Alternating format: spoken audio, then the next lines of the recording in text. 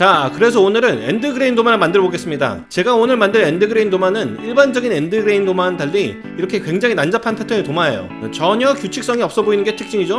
영어로는 Chaotic End Grain Cutting Board라고 불려요. 대충 번역하면은 혼돈의 도마 정도가 되는데 뭔가 좀 게임 아이템 이름 같죠? 사실 이거는 일반 엔드그레인 도마 만들기보다 과정이 딱 2배 더 들어가서 만들기 굉장히 귀찮긴 하지만 한번 도전해봤어요. 이걸 2개 만들 겁니다. 와, 그 귀하다는 엔드그레인 도마를 2개씩이나 만들다니 라고 생각하실 수도 있는데 2개씩이나 만든 게 아니라 고작 2개밖에 못 만든 겁니다. 이걸 2개 만드는데 들어갔던 목재가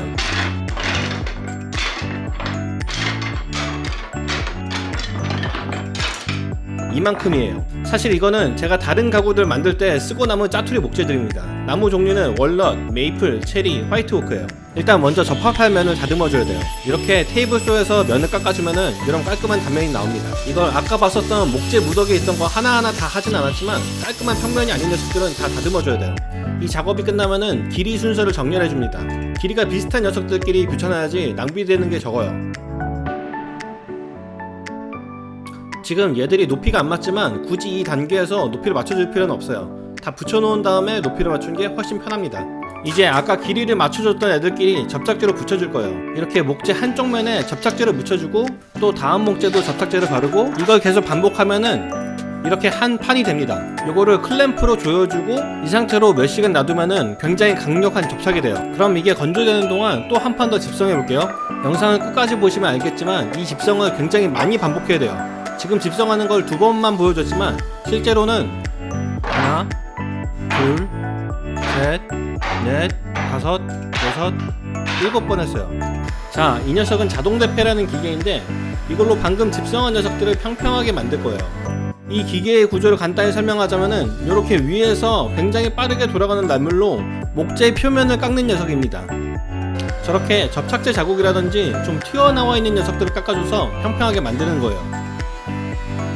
이게 한 번은 왕창 깎으려고 하면은 안 좋고요. 여러 번 나눠서 조금씩 깎으면서 맞추는 게 좋습니다.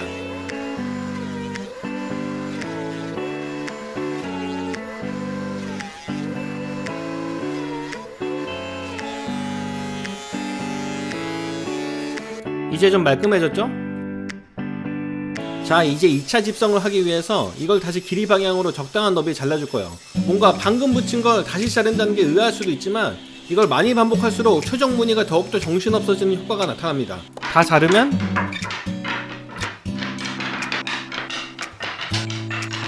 이 정도가 모입니다. 이제 이걸 또다시 집성해 줄 거예요. 방법은 아까랑 다 똑같은데 조금 다른 거라면 이번엔 목재 위에다 접착제를 붓고 붓으로 발라줬다는 정도? 근데 사실 붓질도 답답해가지고 그냥 장갑 끼고 손으로 바르기로 했습니다.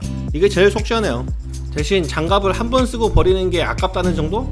참고로 저는 접착제를 남들 기준에 보면은 조금 과하게 바르는 편이기는 해요. 미국이라 접착제 값이 사는 이유도 있겠지만 접착제가 과한 게 모자란 것보단 좋습니다. 접착제가 모자라면 접착이 제대로 안 될 수도 있지만 과해봤자 이렇게 불필요한 만큼 짜여 나오기 때문에 해가 될 건 없어요. 자, 이건 또 다른 판을 집성한 거예요. 이거 아까 봤으면 됐지 굳이 왜 똑같은 내용을 한 번 더 보여주나. 저희 와이프랑 강아지가 놀러 왔습니다. 저희 강아지 귀여워가지고 영상에 꼭 집어넣고 싶었어요.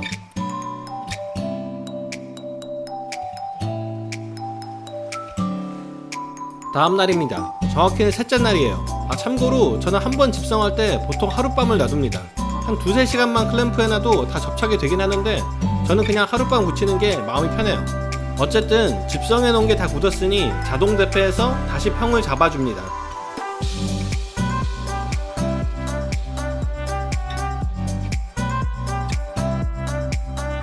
그리고 이걸 또 다시 테이블소에서 잘랐다가 다시 집성을 할 거예요. 이쯤 되면은 자신이 데자뷰를 겪고 있는 건 아닐까 하는 분들도 계실 겁니다. 그치만 이렇게 해줘야 제가 원하는 모양이 나와요.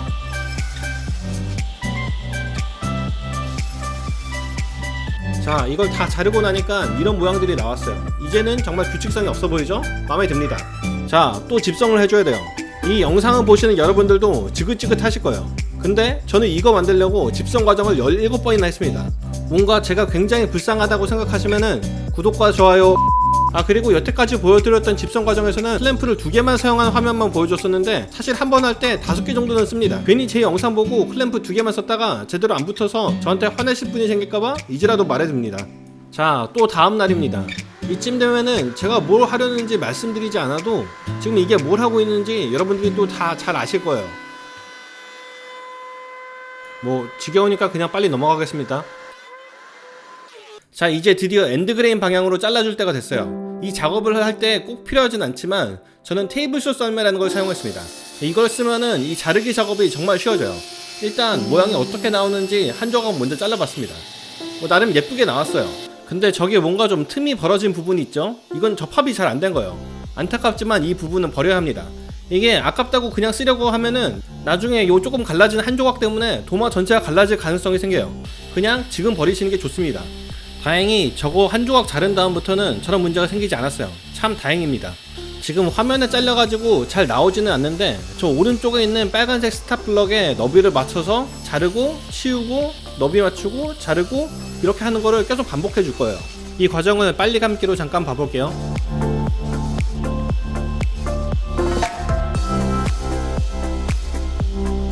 이 작업을 끝내고 짜투리를 모아보니까 이런 모양이 나왔어요. 저는 이게 뭔가 도시 건물 같은 느낌이 드는데 뭐 저만 그런가요? 나름 특색이 있는 것 같아서 그냥 제 작업실에다가 킵해두고 있습니다. 이렇게 특별히 쓸데가 없는 쓰레기를 버리지 못하고 쌓아두는 거를 저장 강박증이라고 한다는데 제가 딱 그렇습니다. 심지어 이 녀석은 짜투리 나무로 만든 것의 짜투리예요. 좀 치료가 필요한 것 같습니다. 자, 어쨌든 아까 자르던 걸 다 잘라보면은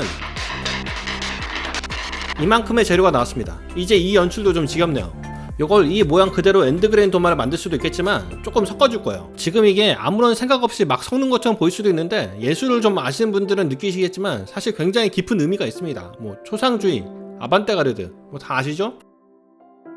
그냥 헛소리 좀 해봤습니다. 죄송합니다. 자, 이제 또 집성을 해줍니다. 여러분들도 정말 지겨우시겠지만 이게 정말 마지막 집성이에요. 뭐 그렇다고 딱히 특별하게 해주는 건 없습니다. 이 마지막 엔드그레인 집성 과정 자체는 아까 했던 것들에 비해 특별한 게 없는데 평을 맞춰주는 작업은 조금 다르게 할 거예요. 아까까지는 이 자동대패라는 기계로 평을 맞췄는데 이번에는 이걸 안 쓸 겁니다. 자동대패를 쓰면 간편하고 좋은데 약간의 리스크가 있어요. 아까까지는 나무결 방향으로 대패질을 하는 거라 가지고 이걸 쓰는데 아무런 문제가 없었지만 엔드그레인을 기계에 돌리면 좀 무리가 갈 수 있습니다. 참고로 제가 1년 반쯤 전에 엔드그레인을 자동대패 돌렸다가 도마가 박살난 적이 있어요. 이게 저만 그런 게 아니라 제 영상에 댓글 달아주신 분도 이런 경험을 하신 적이 있대요. 도마만 박살나면 오히려 다행인데 자동대패 기계까지 망가지는 경우도 있습니다. 그렇다고 엔드그레인을 자동대패 돌리면은 반드시 이런 사고가 일어나는 건 아니고 실제 다른 엔드그레인 도마 만들기 영상을 보시면은 대부분이 그냥 자동대패 돌릴 거예요. 다만 저는 그 전에 있었던 사고에 트라우마가 좀 생겨서 자동대패는 쓰지 않을 겁니다. 그 대신에 오늘 제가 사용할 기구는 라우터 썰매라는 거예요.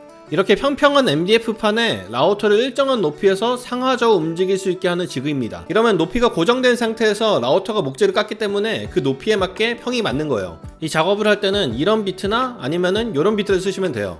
일단 도마를 평평한 판에 올려놓고 덜컹거리지는 않는지 확인합니다. 이게 덜컹거리면은 절대 평이 맞지 않을 수도 있어요. 저는 조금 덜컹거리네요. 이렇게 약간 떠있는 틈새에 얇은 목재를 끼워서 평을 맞춰줍니다. 더 이상 덜컹거리지가 않아요. 좋은 상태입니다. 이제 썰매직으로 올려볼게요. 보시는 것처럼 양쪽 끝에 같은 높이의 턱이 있기 때문에 이 썰매는 높이가 고정된 상태에서 앞뒤로 움직일 수가 있습니다. 그리고 라우터가 썰매 안에서 좌우로 움직이기 때문에 일정한 높이로 상하좌우 평을 맞출 수 있는 거예요. 제가 사용하는 거를 보여드리자면은 저는 일단 연필로 얼마나 깎이는지 안 깎이는지 마킹을 합니다. 그 다음에 라우터를 켜고 좌우로 라우터를 움직이면서 표면을 깎아요. 그 다음에는 썰매를 살짝 당겨서 다시 라우터를 좌우로 움직입니다. 이걸 계속 반복해주면 평이 맞춰져요. 제 소소한 팁이지만 이 작업할 때도 조금씩 깎는 게 좋습니다. 한 번에 많이 깎으려면은 기계에 부하가 많이 걸려가지고 깨끗하게 안 깎여요. 이 말은 썰매를 조금씩만 움직이라는 것도 있지만 라우터 비트 높이도 조금씩 조정해서 여러 번 해야 된다는 거예요. 즉 굉장히 귀찮은 작업이라는 말입니다. 자, 이제 평면이 다 맞춰졌으면은 도마 모양을 다듬어야 합니다. 일단 옆면이 울퉁불퉁하니까 그것부터 테이블소에서 다듬어 줄게요. 반대쪽 면도 마찬가지로 테이블소에서 다듬어 줍시다. 아, 뒷배경에 이미 다듬어진 도마가 하나 있네요. 좀 정신없어 보일 수도 있는데 저는 마음에 들어요. 예쁩니다. 좋아요. 그 다음에는 도마 모서리가 날카로우니까 살짝만 라운드를 줄 거예요. 이거는 요 쪼매니 라우터를 쓸 겁니다. 겉에 테두리를 그냥 한 바퀴만 돌려주면은 이렇게 날카로운 게 다 깎입니다. 참 편하죠? 자, 이렇게 다 다듬어졌으면은 마지막으로 샌딩을 해줍시다. 샌딩은 지루하니까 간단히 넘기겠지만 기본적으로 80에서 120번 정도의 거친 사포로 시작해서 조금씩 사포 보너스를 높이면서 샌딩해 주시면 돼요. 저는 샌딩할 때 이렇게 연필로 마킹을 한 다음에 샌딩을 하곤 해요. 샌딩은 한쪽에 치우치지 않고 골고루 해주는 게 참 중요한데, 이러면 자신이 얼마나 샌딩을 했는지, 샌딩이 된 곳은 어딘지 안 된 곳은 어딘지를 알 수가 있습니다. 이렇게 연필 자국이 다 지워지면은 충분한 샌딩이 다 된 거기 때문에 그 다음 버너스 사포로 넘어가면 돼요. 그리고 저는 중간중간에 이렇게 분무기로 물을 뿌려주곤 합니다. 원래 나무가 물을 먹으면은 나뭇결이 떠서 표면이 거칠어지거든요. 그렇기 때문에 아무리 곱게 샌딩을 해봤자 설거지 한번 하면은 다시 거칠어집니다. 그렇지만 이렇게 물을 미리 먹여서 나뭇결을 띄워준 다음에 샌딩을 해주면은 나중에 완성하고 첫 설거지 할 때 나뭇결이 뜨는 현상이 적어진다는 느낌을 굉장히 많이 받았어요. 샌딩 작업까지 다 끝났으면은 이제 진짜 마감만 해주시면 끝입니다. 마감용 오일은 미네랄 오일을 사용할 거예요.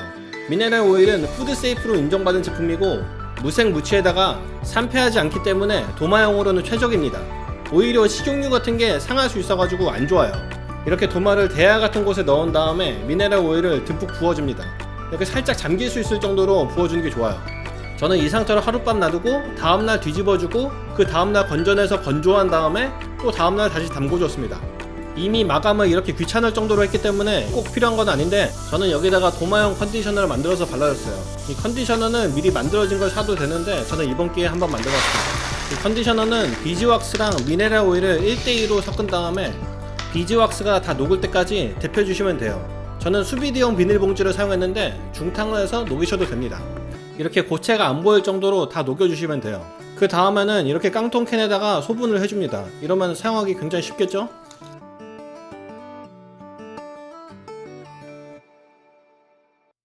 이 상태로 한두 시간 정도 놔두면은 이렇게 아까는 노란 액체였던 게 이런 흰색 왁스 같은 걸로 굳어버려요. 자, 이제 이거를 필요할 때마다 조금씩 발라주시면 됩니다.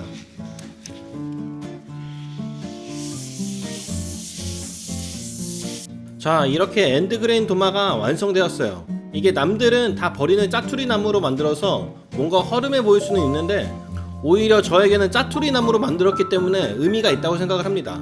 이 짜투리 나무 중에는 제 20년 지기 친구에게 결혼 선물로 준 탁자를 만들고 남은 짜투리 목재, 저희 집 귀염둥이 초파의 계집 짜투리 목재, 제 사랑하는 아내가 사용하는 서랍의 짜투리, 저를 키워주신 어머니께 선물로 드린 화장대, 항상 택배 박스로 올려놓는 벤치의 짜투리, 그리고 저와 와이프가 매일 같이 시간을 보내는 저희 집 거실의 탁자 짜투리, 이렇게 제 추억이 담긴 가구들 짜투리로 만든 도마이기 때문에 저에게 있어서는 그 어떤 도마보다도 값지다고 감성팔이를 한다? 아니, 무슨 대본이 있다고요. 죄송합니다. 아, 그리고 제가 이 엔드그레인 도마가 왜 좋은지, 왜 이렇게 만드는 과정이 귀찮은데도 이 값어치를 하는지에 대한 영상도 만들었었거든요. 그것도 한번 봐주시면 정말 고마울 거예요. 그러면 오늘도 좋은 하루 되시고 들어가세요.